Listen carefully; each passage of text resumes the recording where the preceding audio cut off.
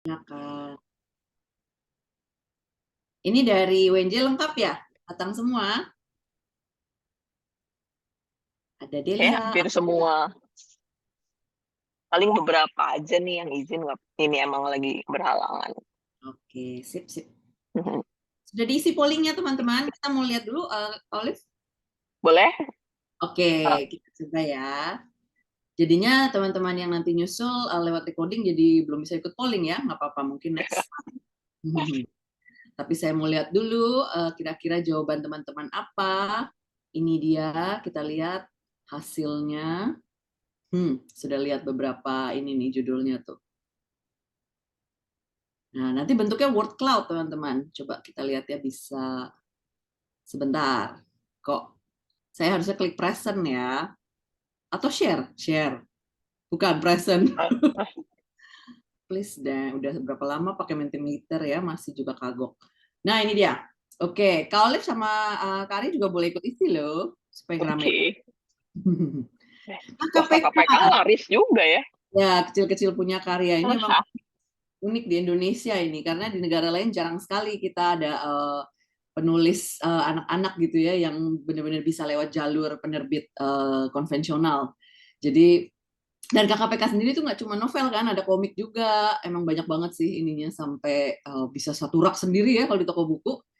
Oke, Jus Ama. Jadi ini ya religi ya cerita anaknya. Terus ada komik-komik apa nih? Ada judul khususnya nggak? Naruto Hmm. mungkin, Dragon Ball. Rayon Shinchan ini kayaknya. Kalau sekarang apa sih komik yang lagi ngetren, teman-teman? One Piece nggak sih? Oh, itu sebenarnya dari dulu juga ya. Iya, udah lama sih. Iya, cuman karena baru di ini ya adaptasi ke Netflix ya. Jadi makin rame aja. Muncul Ya. fans dadakan ya. Dongeng, dongeng apa nih? Dongeng ada Indonesia, ada Barat. Dongeng yang mana nih? Bawang merah, bawang putih, atau Cinderella? Jadi banyak. Kalau teman-teman punya judul yang lebih spesifik, bisa. Tapi kayaknya udah sekali masukin, udah nggak bisa masukin lagi mungkin ya. Saya lupa. Iya, Bisa. udah nggak bisa masuk lagi. Oh ya sudah, tidak apa-apa. Berarti dijelasinnya di sini aja atau di chat teman-teman. Ya, iya, boleh-boleh teman-teman tambahkan lagi di chat atau langsung aja buka mic-nya. Kita ini kok ya interaktif ya sambil Mm-mm. ngobrol. Majalah Bobo itu sama banget sama Kak Olive. Sampai sekarang masih baca. Langsung hilang wibawanya ya Kak Olive ya.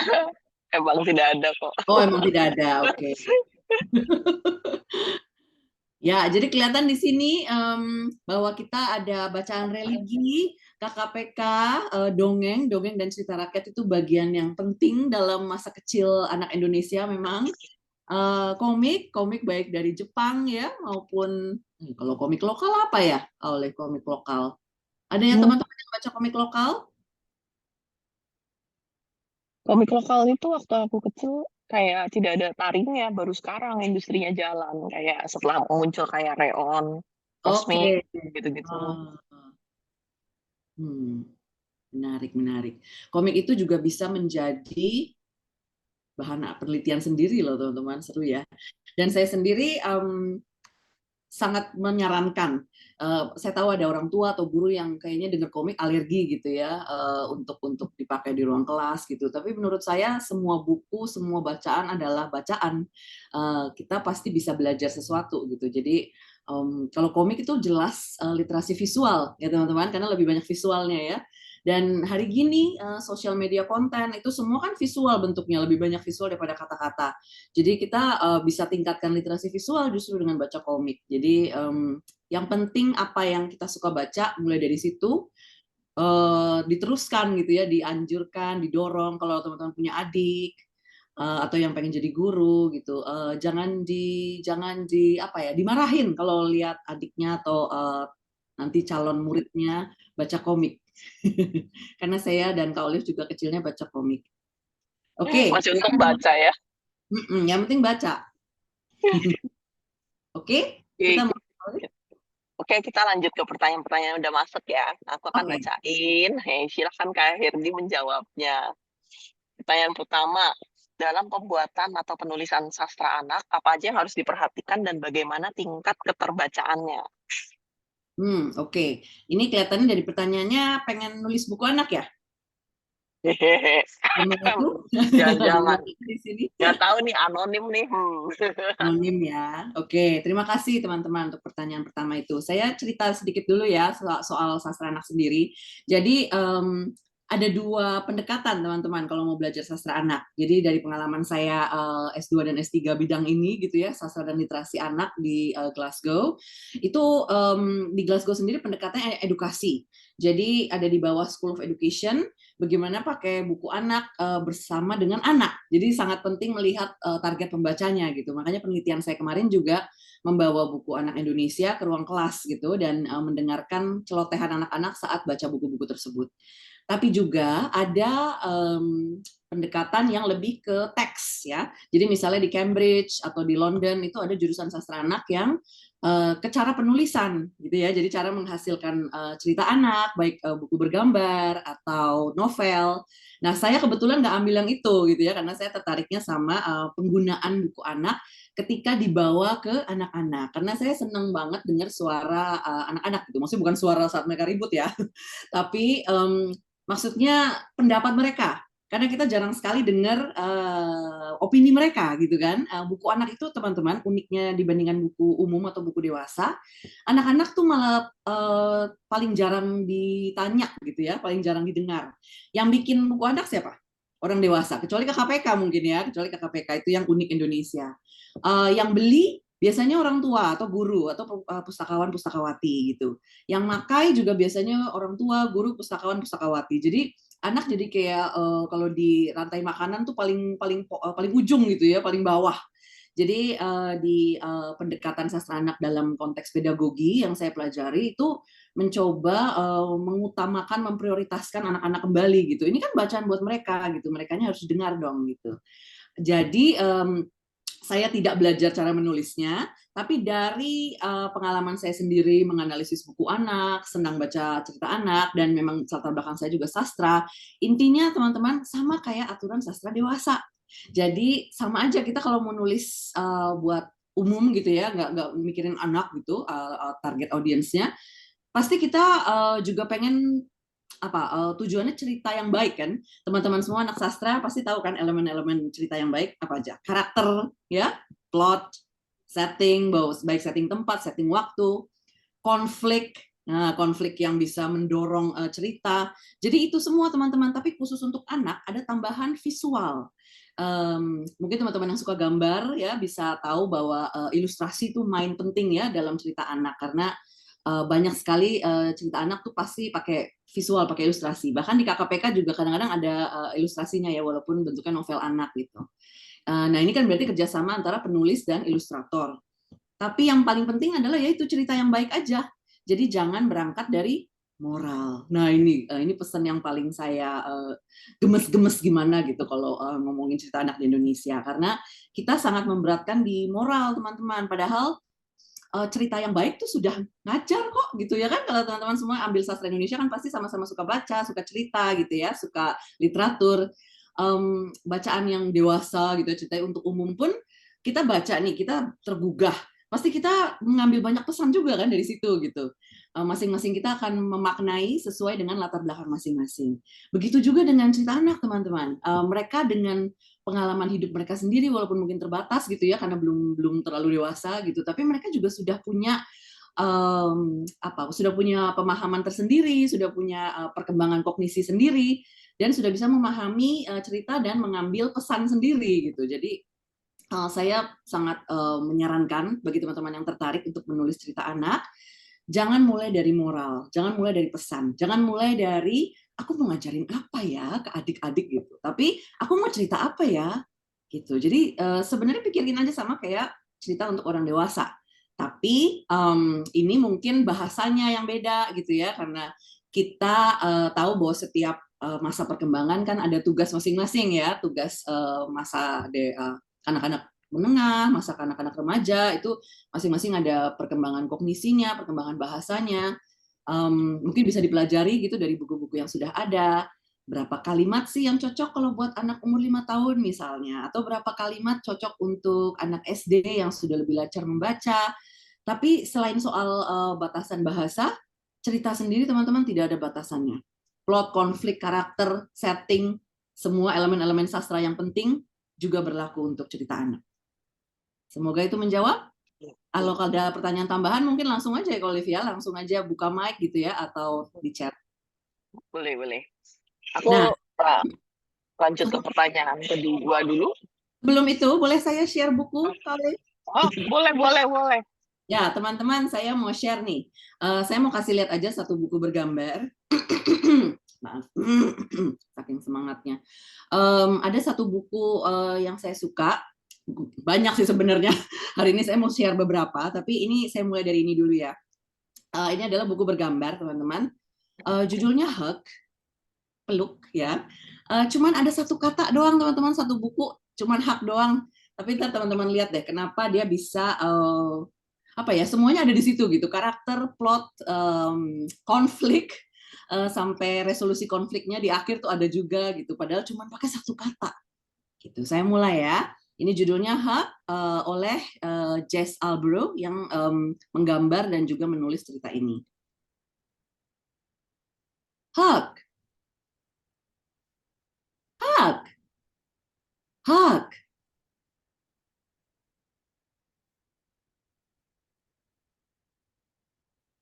hug,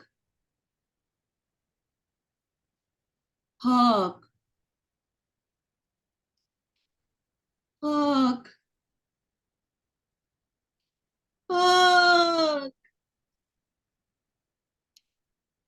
hug, Bobo, mommy, hug, hug, hug, hug, hug, hug, hug, hug, hug, hug. Dan semuanya ya, ini saya nggak bisa sendirian. Ayo semua kita bilang hug. 1, 2, 3. Hug. Oh iya, ternyata nggak cuma satu kata deh, ternyata ada mommy dan bobo juga ya. Oke, gimana teman-teman pendapatnya? Ada yang mau komen?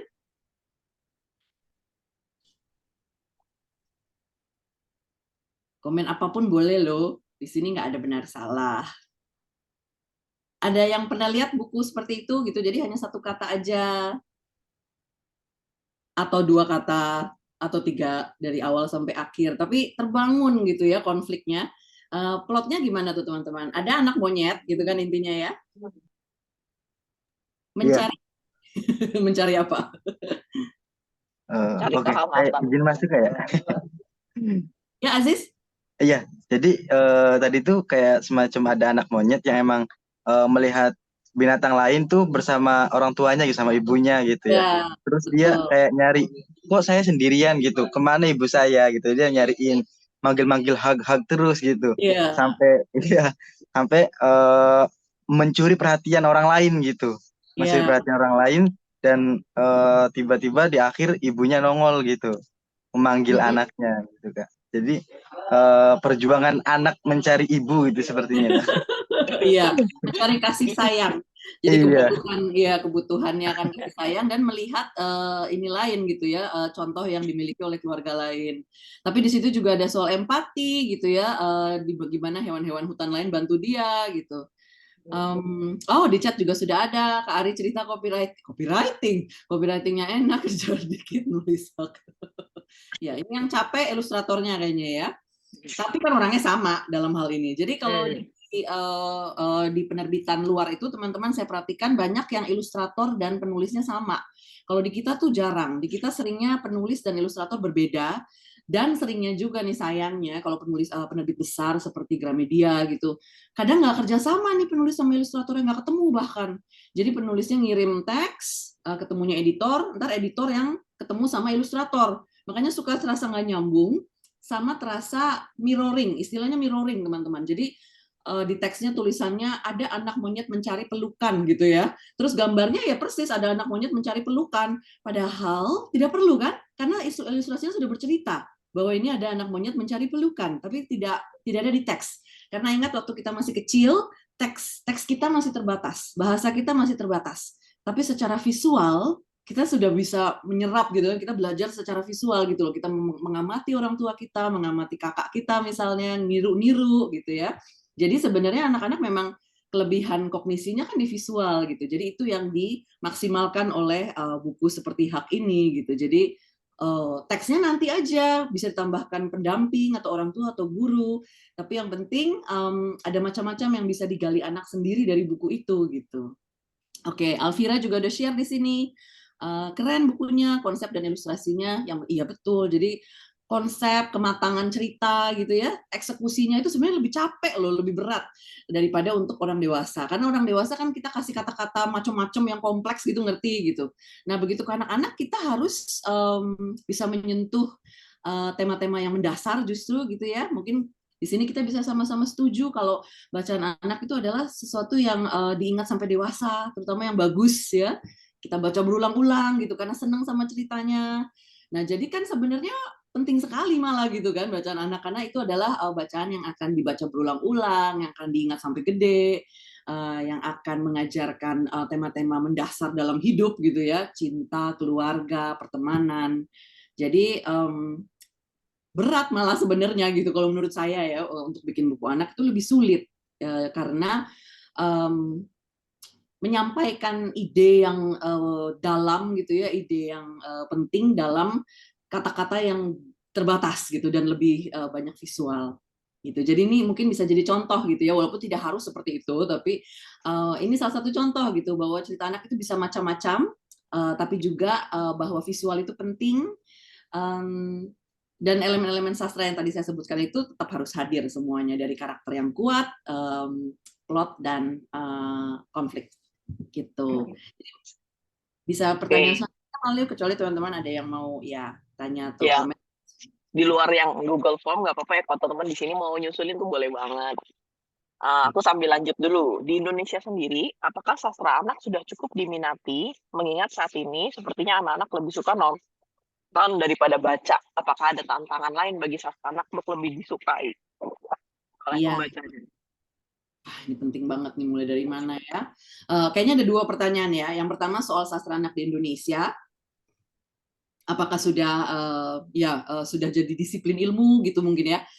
Yang kedua soal anak-anak dan gadget. Oke. Yang pertama dulu, soal sastra anak di Indonesia memang masih baru kalau sebagai bidang ilmu ya teman-teman ya. Seperti saya tadi cerita di awal, sebagai latar belakang saya sendiri, saya harus keluar gitu ya, harus cari beasiswa juga. Karena di sini belum ada jurusan khusus untuk itu gitu. Walaupun mungkin kalau teman-teman nanti kalau sudah lulus SS1 ingin S2, mungkin bisa ambil sastra Indonesia lagi atau sastra Inggris, bisa peminatannya ke cerita anak itu bisa juga. Ada saya lihat teman-teman saya seperti itu. Jadi walaupun tidak ada khusus programnya, kalau mau meneliti khusus gitu masih bisa. Ada jalurnya melalui jalur sastra atau pendidikan. Tapi kalau secara keminatan menurut saya tinggi, karena setiap kali ada diskusi tentang sastra anak, kalau saya juga diundang gitu, misalnya dengan komunitas Read Aloud, itu biasanya orang tua isinya teman-teman, atau komunitas apalagi ya, Clear itu Persatuan Ilustrator Buku Anak Indonesia. Itu jadi sebenarnya ada komunitas-komunitasnya, ada peminat-peminatnya, dan melihat pertumbuhan demografi, sekarang anak-anak tuh banyak banget gitu ya, maksudnya kita lagi usia produktifnya tinggi, termasuk anak-anak dan dewasa muda. Jadi sebenarnya target pasarnya besar. Buku anak juga selalu menempati dalam penerbit gitu ya, dalam statistik dari dunia penerbit, dari IKP gitu, selalu menempati nomor 1, teman-teman. Kalau misalnya teman-teman pergi ke book fair, pasti ngelihat ya kalau buku anak tuh 70% gitu dari seluruh hall gitu. Jadi penjualan buku anak juga luar biasa. Jadi sebenarnya secara realitanya ada di mana-mana gitu ya, sangat menjual juga, dari sisi penerbit, dari sisi penulis, dari sisi kreator. Penulis dan ilustrator kita udah beberapa dapat penghargaan di luar negeri, sudah bisa menjual copyright kalau lagi book fair, ada buku kita yang diterjemahkan gitu ya ke bahasa Inggris, misalnya bukunya Reda Gaudiamo, Nawila, itu novel anak yang sangat saya rekomendasikan kalau ada teman-teman yang belum baca, itu diterbitkan penerbit independen, Post Press, itu sudah diterjemahkan di UK, penerbitnya UK teman-teman. Jadi yang baca teman-teman kita di UK, anak-anak sekolah di sana tuh pada bisa baca buku Nawila. Jadi sangat menggairahkan sebenarnya sekarang ini lagi berkembangnya. Walaupun secara analisis, secara pengkajian memang belum banyak. Tapi saya kan S2-nya itu 2015 ya teman-teman, dapat beasiswa LPDP. Saya waktu itu orang Indonesia pertama di jurusan itu gitu, dosen saya bilang. Tapi setelah saya terus ada beberapa gitu. Ada Alfa waktu itu dari Jogja, dari UNY itu pas di bawah saya. Terus ada Gilang dari Jogja juga kalau nggak salah, dia beberapa tahun di bawah saya. Jadi sampai sekarang pun masih ada 2 dari Indonesia yang lagi kuliah S2 sastra anak di universitas yang sama. Jadi dengan mulai banyaknya juga yang belajar gitu ya, walaupun memang harus keluar dulu karena di sini belum banyak sebagai disiplin ilmu, tapi dengan juga menunjukkan bahwa LPDP itu menunjukkan dukungan mereka dari pemerintah, karena saya S2 dan S3 itu dibiayai oleh LPDP, itu juga menunjukkan pemerintah tuh dukung gitu loh untuk sastra anak supaya berkembang. Kalau nggak ngapain dibiayain, ya kan? Ngapain kita buang-buang uang nih gitu ngebiayain orang buat belajar sastra anak gitu. Walaupun saya juga masih sering kalau ketemu orang baru yang bukan dari bidang sastra atau pendidikan, kalau dia tahu bidang saya gitu, dia tanya studi apa, penelitian apa, itu pasti pada berkerut-kerut gitu mukanya, pada apaan sih tuh, aneh banget gitu. Masih aneh ya kayaknya ya di kita ya, tapi udah mulai ini kok, udah mulai semakin membumi kayaknya. Oh, pertanyaan kedua. Anak-anak dan gadget, aduh ini debat sepanjang masa ya teman-teman. Intinya sih menurut saya gadget itu soal konten juga, jadi itu juga soal literasi kan. Dia baca di gadget itu kan juga sebenarnya literasi gitu, visual dan juga tekstual dan juga critical thinking dan macam-macam deh. Jadi sebenarnya gadget itu bukan musuh yang pasti dan bukan kompetisi untuk buku. Kalau menurut saya gitu. Cuman semua berpulang kalau menurut saya sih ke role model di kehidupan anak tersebut. Jadi dia lihat orang tuanya, lihat kakaknya, lihat tetangganya semua pegang gadget, ya dia pegang gadget. Tapi kalau misalnya lingkungannya ini mendukung untuk baca buku, walaupun di gadget, jadi di HP pun download buku gitu ya. Karena sekarang banyak loh teman-teman story app. Jadi aplikasi cerita anak gitu. Jadi udah banyak juga, nggak banyak sih, tapi ada beberapa penerbit Indonesia yang main ke digital. Misalnya Pibo, kalau teman-teman tahu Pibo, saya ketik di chat ya, baca Pibo namanya. Ini juga pernah mengundang saya waktu itu untuk seminar. Itu literasi digital juga, jadi maksudnya mereka menerbitkan secara digital gitu, jadi bisa diakses melalui app. Belum lagi kalau ngomong Inggris nih, jadi yang misalnya cerita dalam bahasa Inggris itu banyak banget aplikasinya. Misalnya kayak Hug tadi tuh ceritanya itu dibikin jadi interaktif. Jadi anak monyetnya bisa gerak-gerak gitu kan, jadi nggak cuma buku gitu. In the end, it's a good story gitu. Tetap soal cerita yang bagus, tetap soal konten yang bagus. Cuman mediumnya aja ganti sekarang jadi gadget gitu. Dan penting juga kan gitu untuk mereka untuk bisa memanfaatkan gadget dengan benar, bukan cuma jadi konsumen gitu. Nah itu kembali berpulang ke para pendampingnya deh, apakah mereka bisa mengarahkan, membimbing gitu supaya walaupun pegang gadget tapi untuk baca gitu. Coba deh, Dek misalnya punya adik gitu ya, Dek download nih Ipusnas gitu, itu aplikasi untuk pinjem perpustakaan nasional teman-teman, Ipusnas. Nah ini juga selalu saya sarankan untuk segera punya aplikasi ini di gadget masing-masing karena gratis. Jadi itu fasilitas dari perpustakaan nasional. Buku anak juga ada di situ. Jadi saya juga sering mengamati perkembangan buku-buku anak kita dari Ipusnas gitu. Terus Kak Olive nih suka baca di Gramedia Online kan ya, Kak Olive ya? Iya, Ya, jadi langganan. lagi-lagi digital, iya. Jadi bukunya, komiknya, cerita-ceritanya sekarang pindah ke digital. Berarti manfaatkan juga gadget yang dipegang anak-anak itu untuk kembali ngasih cerita, teks yang baik untuk mereka gitu. Cuman mungkin bentuknya bukan fisik lagi. Jadi sebenarnya bisa berjalan bersama. Ya, jadi misalnya 30 menit buka TikTok gitu ya, 30 menit lagi suruh buka baca Pibo atau Ipusnas atau Gramedia Digital. Hmm, Oke. Oke. Kita lanjut ke pertanyaan ketiga. Oke. Aku penasaran dan tertarik sama pengalaman Kak Diana yang dapat beasiswa LPDP. Boleh sharing gimana caranya bisa dapat beasiswa LPDP dan gimana pengalaman kuliah di luar negeri? Oke. Terima kasih teman-teman pertanyaan itu. Ada yang tertarik mau S2 di sini? Ada yang mau ambil PDP nggak nih di sini? Ya, kita harus manfaatkan teman-teman karena sekarang ada nih beasiswa dari pemerintah kita sendiri untuk membiayai anak-anak bangsa gitu ya. Mau belajar apapun asal bisa meyakinkan interviewernya kalau ini penting itu bisa dapat gitu ya. Oke, beasiswa LPDP sendiri saya 2015 dapatnya waktu itu untuk S2. Saya tahu dari seorang teman baik saya, Anne, dia yang kasih tahu gitu, dia yang sarankan. Dia sendiri sudah dapat beasiswa ke Amerika tapi lewat Fulbright. Jadi sebelum ada LPDP, teman-teman di bawah Kementerian Sri Mulyani itu beasiswa selalu harus cari keluar gitu.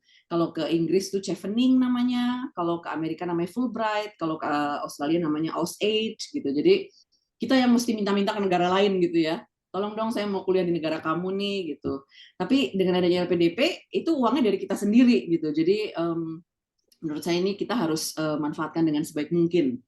Kalau cara dapatnya, menurut saya ikuti aja semua persyaratan gitu, itu pasti penting. Jangan ada yang dilewatkan, ikuti semua ininya, tahapannya. Mungkin sekarang sudah berbeda dengan berapa tahun lalu, 2012, sudah lama sekali, 8 tahun lalu, karena saya tahu setiap tahun mereka ganti update, mungkin semakin ketat juga, semakin sulit juga, karena semakin banyak yang sekarang sudah mau. Tapi intinya mencari beasiswa itu teman-teman memang harus sabar, harus ngeyel, karena kegagalan pasti ada juga, ada capeknya juga, ada kayak aduh aku bisa nggak sih gitu ya, ada keraguan. Tapi pokoknya kalau sudah tekad teman-teman maju terus gitu, karena harus dimulai dari situ. Jadi saya juga jalannya nggak mulus, nggak langsung kayak dapet gitu. Jadi memang sudah melalui berbagai kegagalan, mencoba beberapa alternatif lain gitu, atau pikir-pikir apa saya mesti ganti jurusan dan sebagainya. Tapi pada akhirnya memang berarti jalan Tuhan gitu ya. Saya akhirnya dapat 2015. Kalau pengalaman kuliah di luar negeri sendiri sih bisa panjang nih ceritanya ya, nanti kelamaan. Tapi intinya saya melihat dari beasiswa LPDP itu banyak anak-anak kita, maksudnya dari bangsa kita gitu ya, ke Indonesia yang keluar itu jadi makin banyak kan. Saya di sana soalnya ketemu juga gitu loh sama sesama penerima LPDP. Kami punya perkumpulan sendiri. Kami juga coba aktif di PPI-nya, Persatuan Pelajar Indonesia. Itu jadi lebih terbuka wawasannya gitu karena keluar negeri itu kan kita bisa lihat cara hidup yang berbeda, budaya yang berbeda, jadi kultur gitu ya, selain cuaca dan sebagainya gitu, tapi cara belajar, cara pikir, pokoknya jadi tahu bahwa di dunia ini ada macam-macam gitu ya, cara hidup dan cara berpikir dan cara belajar dan ya supaya ini aja sih buka wawasan, lebih ke situ kalau menurut saya. Yang kedua, bawa nama Indonesia lah, karena jadi setiap kali keluar kalau misalnya ada konferensi atau ada apa gitu, ada event, saya selalu merasa jadi orang Indonesia sendiri gitu, terutama kalau dalam ya, acara-acara yang berhubungan sama sastra anak, karena memang kita masih sedikit kan di bidang ini gitu. Jadi kalau lagi keluar gitu, misalnya lagi di UK pun, saya ada konferensi di negara lain gitu, saya ikut bawa nama Indonesia. Mereka tuh tertarik sekali gitu sama Indonesia, sering tanya-tanya gitu. Bener ya ada 700 suku gitu, bener ya kalian tuh pulaunya banyak sekali gitu. Jadi sekalian lah jadi duta besar kecil-kecilan gitu ya, duta kecil mungkin ya, bukan duta besar. Tapi jadi bawalah nama Indonesia gitu, jadi ikut nebar-nebarin gitu biar pada tahu. Mungkin seperti itu aja sih kalau soal pengalaman. Mungkin negaranya nanti bergantung juga sama negara tujuan masing-masing. Kalau saya di Skotlandia, Skotlandia itu masih bagian dari UK saat ini, tapi mereka pengen merdeka. Ibu kotanya tuh Edinburgh, kalau teman-teman pernah dengar Edinburgh. Kenapa saya pilih di UK? Karena sastra Inggris. Dan banyak cerita anak klasik gitu ya, berasal dari UK.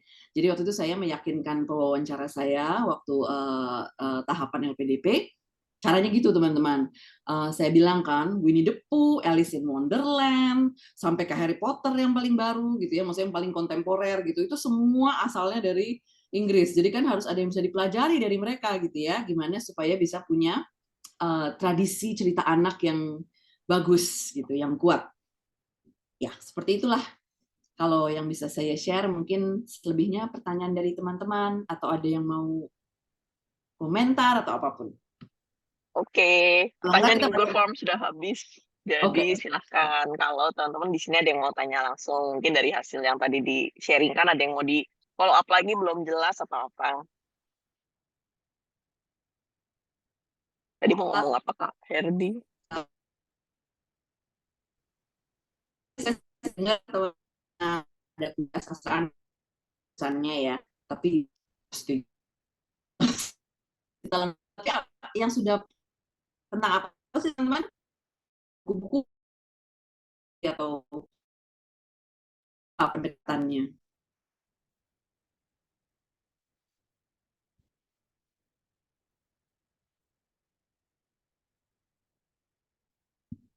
Saya pengen dengar suara teman-teman juga nih. Ayo sharing.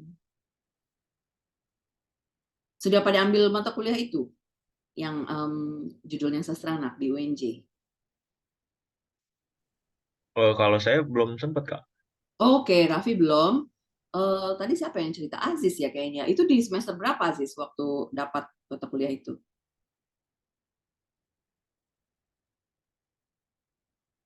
Iya, Aziz masih mute tuh.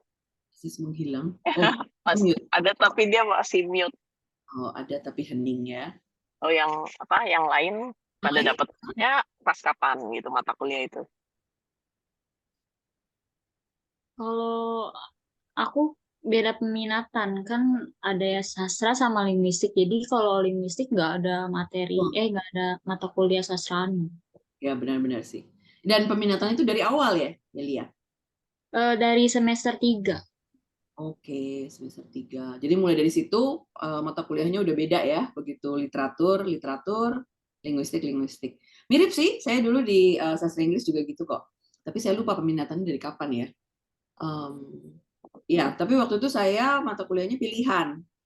Yang sastra anak yang saya bilang bikin saya jadi pengen terus berikutnya ngejar soal ini terus gitu. Oke, ada lagi atau kita mau baca buku lagi? Saya ada buku lagi. Aku mau berkomentar gitu. Ya, silakan. Sebenarnya aku dulu pernah sempet tertarik sama sastra anak. Jadi aku tuh eh, pernah kenal sama penulis sastra anak gitu, kayak kakak kenal itu nggak, Bunda Ari Nilandari? Kenal. Iya, jadi Ya, Mbak saya kan, Ari.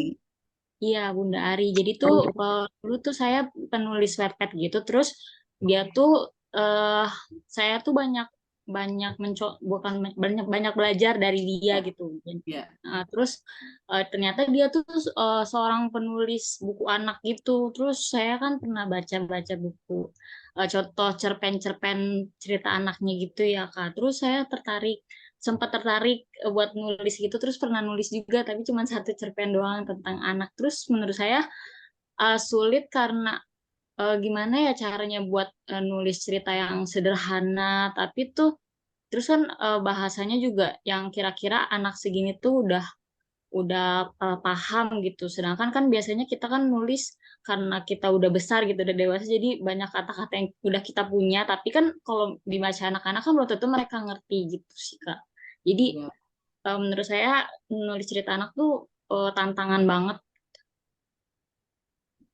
Betul, Delia, saya sangat setuju karena tadi juga saya bilang gitu ya, nulis buat anak itu lebih sulit malah daripada buat orang dewasa karena banyak pertimbangannya, banyak faktornya, um, menyampaikan ide dalam apa ya, batasan kata, batasan ini yang juga lebih sedikit gitu. Saya senang banget juga sama cerita-ceritanya Mbak Ari. Saya manggilnya Mbak Ari ya. Jadi novelnya itu kan novel anaknya Gokeo no Noaki itu dulu sempat ngetren ya sampai berseri-seri. Tapi dia juga ada picture book. Waktu itu ada buku bergambar yang diterbitin sama Litara. Jadi cukup luas dia ininya ya, rentang anaknya ya yang Mbak Ari tulis gitu. Dia bisa buat anak-anak yang masih baru belajar baca, jadi buku bergambar yang kalimatnya lebih terbatas, tapi juga yang sudah lebih kompleks seperti Gokeo no Noaki itu kan karakternya banyak, masing-masing karakter ada backgroundnya, terus soal pertemanan mereka gitu, itu seru banget memang. Jadi tapi itu Delia itu langkah yang tepat sekali dari belajar dari yang sudah terbit gitu ya. Jadi kita belajar dari penulis yang sudah published. Berarti kan sudah melewati ya serangkaian editing, serangkaian seleksi dan sebagainya. Jadi di sini sayangnya sekarang soal penghargaan, teman-teman, penghargaan buku anak lagi seret. Yang ada cuman di Islamic Book Fair. Sekarang kita satu-satunya book fair besar tuh kayaknya Islamic Book Fair ya, dan itu masih punya penghargaan buat buku anak. Jadi itu bisa dibidik tuh pemenangnya siapa nih atau nominasinya deh gitu. Tapi kalau di luar tuh teman-teman penghargaan buku anaknya hidup sekali. Setiap tahun tuh sampai ada apa ya? Shadow Award. Jadi ada bayangan, ada award bayangan gitu saking kompetitifnya. Dan itu biasanya jadi acuan. Jadi pentingnya penghargaan buku anak itu kan juga untuk memicu ya, untuk memicu kualitas. Jadi penulisnya juga, ilustrator, penulis, kreator, semua merasa, wah ada ininya nih, ada kriteria tertentu nih gitu. Kita harus bisa penuhi kualitas gitu. Pada saat ini karena kita penghargaan juga seret, evaluasi seret gitu. Jadi buku anak terbitin aja gitu ya, tapi kurang ada ininya, umpan balik gitu ya. Sebenarnya mana sih yang disukain anak-anak, mana sih yang seru gitu. Saya harus cari di lemari buku anak saya ini mana bukunya, tapi kemarin saya baru bahas satu buku anak yang seru banget dari Mas Hadi, penulisnya namanya Nur Hadi, soal kentut teman-teman. Aduh, bukunya judulnya apa? Siapa yang kentut atau apa gitu ya. Itu lucu sekali, lucu yang hahaha udah gitu. Dan menurut saya langka buku anak Indonesia yang kayak gini, yang konyol-konyolan, yang bener-bener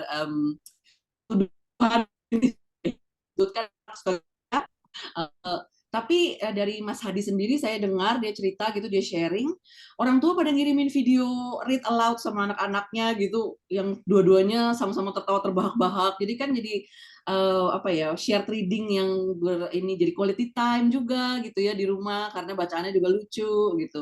Jadi sebenarnya banyak yang bisa dieksplor ya Delia ya, pasti Delia setuju. Jadi banyak banyak yang bisa dieksplor dari ranah cerita anak sendiri gitu.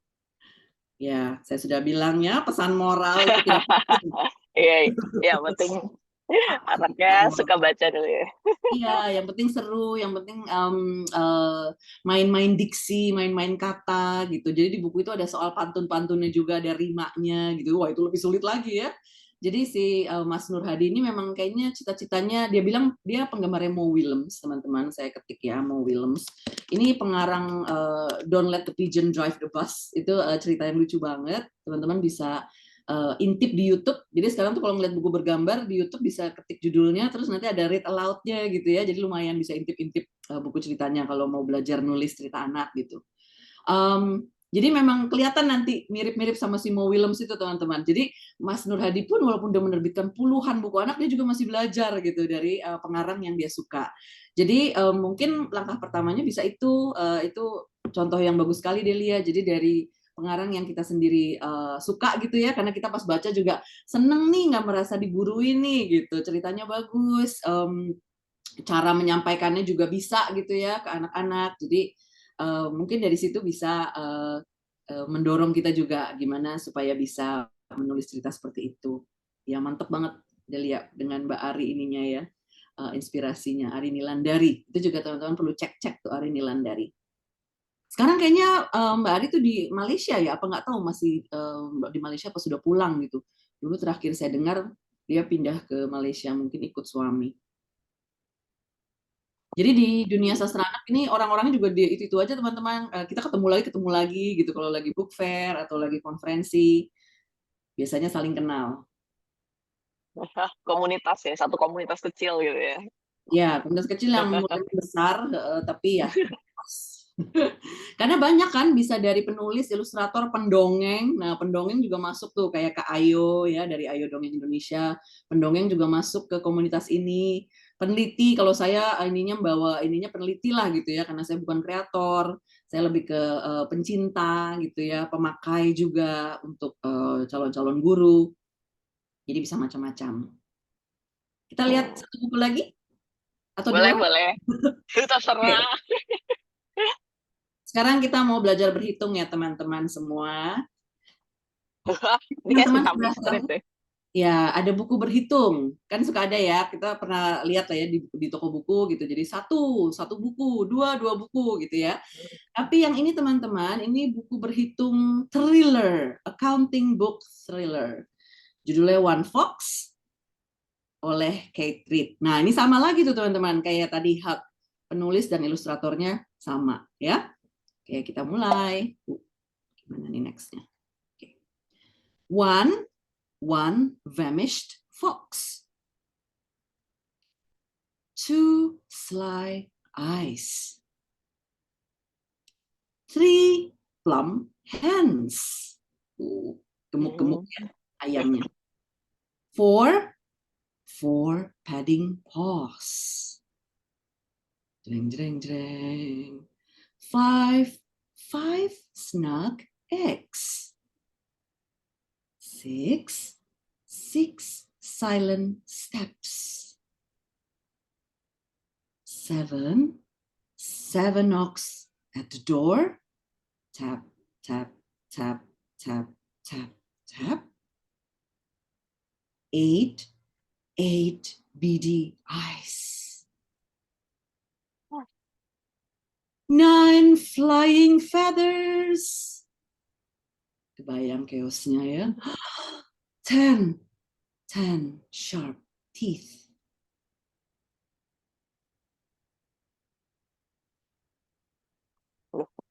One 100 angry hands and one frightened fox. No hens or foxes were harmed in the reading of this book. They're all Lucu. thriller dalam 10 hitungan. Ya. Gimana teman-teman buku berhitungnya? Seru banget ya. Kok bisa sih dari 1 sampai 10 ini ada suspense-nya kebangun. Itu kalau pakai back sound lebih seru lagi gitu ya. Jadi suara ayam berhamburan. Ya, teman-teman boleh komen. Saya mau show satu buku lagi, kasih lihat satu buku lagi. Maaf kalau kadang-kadang ada bahasa Inggrisnya teman-teman, karena saya guru bahasa Inggris, bukan sok Inggris nih, tapi karena biasanya saya pakai buku ini untuk buku-buku ini untuk share ke calon-calon guru bahasa Inggris gitu. Jadi bukunya memang kebanyakan bahasa Inggris, tapi saya juga ada buku-buku Indonesia. Cuma kalau buku Indonesia biasanya saya bentuknya cetak ya, kalau ini kan PDF. Nah, teman-teman ada yang pernah dengar ini? Ini dianggap klasik dalam cerita anak, dalam sastra anak di dunia. Where the Wild Things Are. Lagi-lagi, penulis dan ilustratornya sama, Maurice Sendak. Ini terbit tahun 1960, teman-teman, jadi udah lama banget. Tapi sampai sekarang masih dicetak, masih dijual, masih dibacakan di berbagai sekolah dan kamar tidur gitu. Difilmkan, mungkin ada yang sudah lihat animasinya, ada adaptasinya sudah buat animasi di mana? Saya lupa, Netflix, Disney, atau mungkin di YouTube juga ada. Ya, jadi ini salah satu contoh membuat buku bergambar yang baik gitu. Sudah menang banyak penghargaan dan sering disebut sebagai inspirasi oleh banyak penulis kreator gitu atau artis seniman gitu ya. Banyak yang bilang, oh saya terinspirasi oleh Where the Wild Things Are. Ada yang sudah tahu?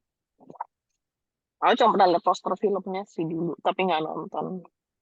Ya, pernah dengar. Ada kalau teman-teman yang lain ada yang pernah dengar atau lihat animasinya karena sudah dialihwahanakan ke animasi. Oke, Alvira belum. Berarti nanti pengalaman baca pertama ya. Belum. Oke. Berarti kita baca bersama lagi. Lagi-lagi teman-teman akan lihat nanti teksnya sedikit. Semua banyak juga di visual di sini ininya pemahaman ceritanya ya. Oke, kita mulai. Well, the Wild Things Are oleh Maurice Sendak. Oke, pemenang Caldecott Medal itu penghargaan sastra anak untuk buku bergambar masih diberikan sampai sekarang. Diambil dari nama Randolph Caldecott, ilustrator terkenal dari Inggris zaman dulu banget. Saya coba 2 halaman mungkin ya. Oh, udah langsung 2 halaman. Oke.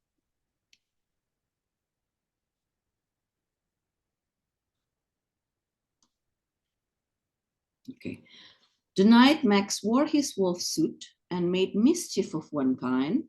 Nah, itu Max ya. Dia pakai kostum serigala dan bertingkah nakal gitu ya, made mischief. And another, apain aja itu Max ya, mainannya. His mother called him wild thing, and Max said, "I'll eat you up." So he was sent to bed without eating anything. That very night, in Max's room, a forest grew and grew and grew until his ceiling hung with vines and the walls became the world all around. And an ocean tumbled by with a private boat for Max, and he sailed off through night and day. Oh, ini saya satu halaman dulu aja kalau gitu ya. And in and out of weeks and almost over a year to where the wild things are. Nah, itu wild things tuh teman-teman sebutannya. And when he came to the place where the wild things are, they roared their terrible roars and gnashed their terrible teeth and rolled their terrible eyes and showed their terrible claws. Till Max said, "Be still," and tamed them with a magic trick of staring into all their yellow eyes without blinking once. And they were frightened and called him the most wild thing of all. Teman-teman bisa lihat di sini ilustrasinya sudah penuh hampir seluruh buku, padahal tadinya ada di satu halaman aja ya. Jadi sesuai dengan ceritanya, semakin menuju ke klimaks, semakin ilustrasinya melebar. And made him king of all wild things. And now, cried Max, let the wild rumpus start. Wow, they're having a party. Having fun, playing around. With Max as the king of wild things. Now stop, Max said, and send the wild things off to bed without their supper. And Max, the king of all wild things, was lonely and wanted to be where someone loved him best of all. Then all around from far away across the world, he smelled good things to eat. So he gave up being king of where the wild things are. But the wild things cried, "Oh, please don't go. We'll eat you up. We love you so." And Max said, "No." The wild things roared their terrible roars and gnashed their terrible teeth and rolled their terrible eyes and showed their terrible claws. But Max stepped into his private boat and waved goodbye and sailed back over a year and in and out of weeks and through a day and into the night of his very own room, where he found his supper waiting for him. And it was still hot. The end. Nah, itu kan nulis hendak. Banyak banget yang bisa dibahas dari buku ini, teman-teman. Misalnya tentang ilustrasi, ya, visual ininya, visual kontennya yang sangat bervariasi dan kaya. Seperti tadi saya bilang di awal cerita kan waktu forestnya baru mau tumbuh, itu masih kecil gitu ya, ilustrasinya segini. Terus makin lama makin besar, makin besar, makin besar, sampai memenuhi 2 halaman buku. Itu kita sebutnya kalau kayak gini spread, teman-teman. Satu spread gitu. 2 halaman yang dibuka. Kebayang kalau read aloud gitu ya, kalau mendongeng. Akan lebih visualnya jadi lebih ini juga kan, menonjol gitu. Karena memenuhi. Sampai akhirnya tidak ada teks lagi. Ya kan, bagian yang ini. Terus juga bisa soal fantasi, ya kan? Apakah ini benar kejadian atau enggak? Apakah itu hanya khayalan Max? Atau benar-benar dia bisa pergi ke negeri wild things ini yang ada monster-monster dan dia bisa menjadi raja? Dan juga bisa bicarain soal masa kanak-kanak dan dewasa gitu ya. Gimana Max itu di sini dihukum sama ibunya gitu kan karena bandel, dihukum ke kamar, katanya tidak akan dikasih makan without his supper. Tapi ternyata pas dia balik, entah dari fantasinya atau beneran main ke Wild Things, ada makanan ya. Ternyata ibunya nggak jahat-jahat amat ya, tetap dikasih makan anaknya. And it was still hot lagi, jadi tetap dikasih makan. Tapi ibunya tidak ada sama sekali di gambar ini ya kan, cuma kedengaran suaranya. Jadi itu juga mengangkat tema atau perdebatan ya, diskusi bahwa apakah cerita anak yang baik itu tidak perlu ada orang tua, tidak perlu ada orang dewasa yang ngatur-ngatur atau bilang suruh apa, tapi biarkan anak bermain dengan bebas sampai jadi rajanya Wild Things bahkan gitu ya, bisa menaklukkan monster-monster yang mengerikan. Jadi banyak sekali yang bisa dibahas bahkan dari satu buku ini aja. Teman-teman sendiri ada pendapat? Silakan jika ada pendapat atau pertanyaan lagi, boleh. Ya.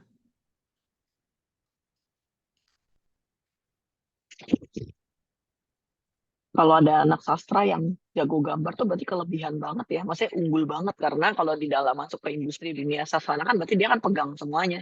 Ilustrasi dia pegang sendiri, ini Ya, sendiri. betul. Dan itu masih jarang lagi di kita ya, yang ilustrator dan penulisnya orang yang sama gitu. Karena memang sebenarnya jadi lebih masuk ya, cerita secara visual maupun cerita secara teksnya tuh tidak berasa tumpang tindih. Kalau bisa dikolaborasikan dengan baik.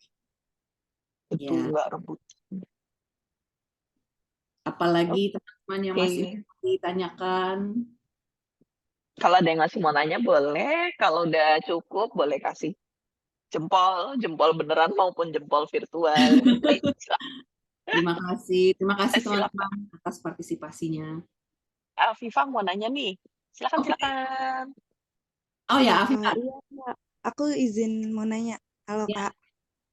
Halo. Aku sebetulnya penasaran karena dari gaya kakak cerita tuh, seru banget, kayak ada aja gitu nada-nadanya. Itu yang mau aku tanyain, emang dari sastra anak ini belajar dari cara penyampaian ceritanya atau yaudah secara alami aja karena kita tahu nih kan, oh yaudah ini sastra anak, ini buku anak, jadi kita seolah-olah untuk yaudah seolah-olah bercerita ke anak-anak aja gitu, jadi nadanya dibuat seenak mungkin atau yang di anak-anak pahami aja gitu Kak. Karena waktu pas aku belajar di matkul sastra anak itu, kami nggak belajar dari cara penyampaian atau cara ceritanya gitu. Jadi kami hanya belajar dari genre atau dari analisis penelitiannya aja gitu. Ya.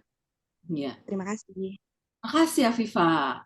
Itu pertanyaan yang penting sekali. Pas udah bawa buku ini ke anak-anak, gimana caranya gitu ya menghidupkan cerita.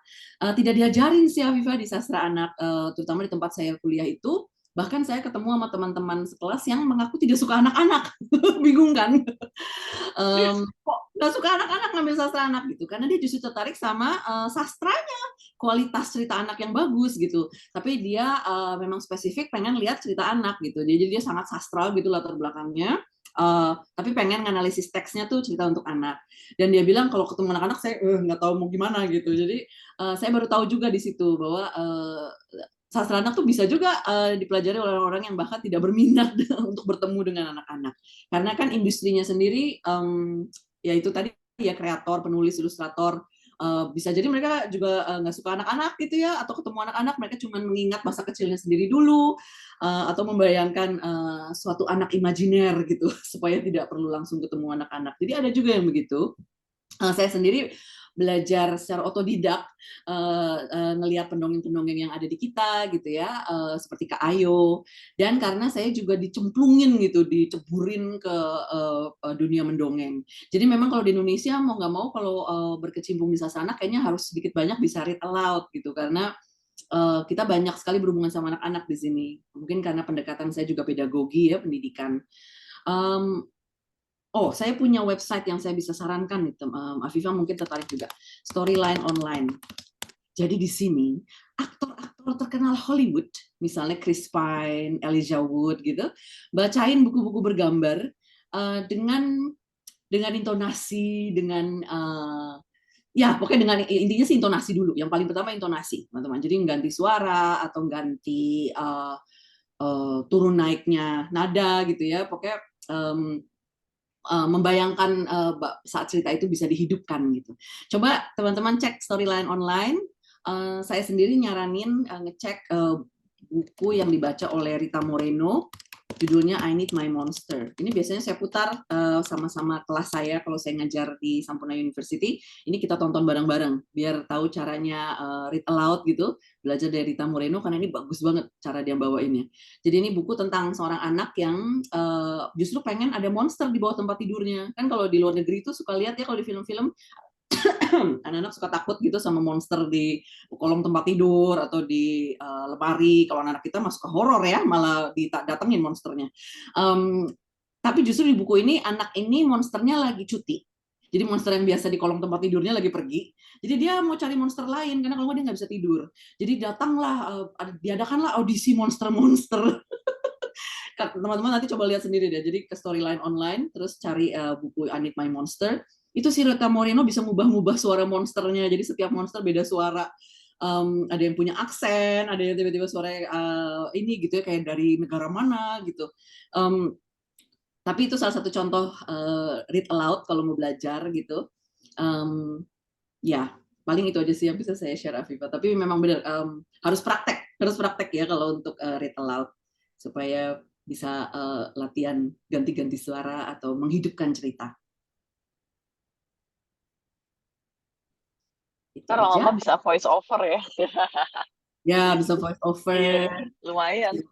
Aku Bisa juga dapat buat kerjaan desain. voice over. Ya, Oke, mungkin satu pertanyaan terakhir kalau masih ada. Apakah ada yang masih mau bertanya? kalau misalnya dibuka jurusan ini, teman-teman mau nggak kalau misalnya ada gitu suatu hari di masa depan ada jurusan sastra anak di Indonesia, pada tertarik? Tergantung mungkin ya. Ada masa depannya nggak Kak gitu ya? Saya juga masih bertanya-tanya, ada nggak sih masa depannya? Iya, bingung kan. Tapi Ya, secara urgensi sih sebenarnya urgent gitu karena anak-anak kan masa depan kita sebenarnya. Tapi ya tinggal tergantung inilah yang apa stakeholder yang di atas. ya harus terbangun ekosistemnya gitu ya, yang mendukung gitu buku anak yang bagus, nggak cuma dari pembuat tapi juga pengguna dan juga dengerin suara anak-anaknya langsung. Jadi mungkin mulai dari teman-teman juga saat ini bisa sebar-sebarkan gitu pentingnya buku anak, pentingnya bacaan anak, bahwa itu adalah sesuatu yang serius, bukan main-main. Serius, Betul. ya. Hmm, Ada lagi? Oke. Aku sambil stop record dulu. Tapi aku ucapkan terima kasih banyak nih buat teman-teman yang sudah pada join. Semoga obrolan kita hari ini bermanfaat nih buat teman-teman. Dan kalau mungkin kalau mau tanya-tanya lagi bisa ini ya follow Kak Herdi di LinkedIn ya. LinkedIn, karena lagi cari atau Instagram walaupun pasif saat ini, tapi follow aja dulu. Oh, kalau Iya. post-posting lama saya ada teman-teman sharing buku anak Indonesia maupun buku barat gitu. Tapi sudah lama sekali saya belum aktif lagi, mohon maaf. Oke.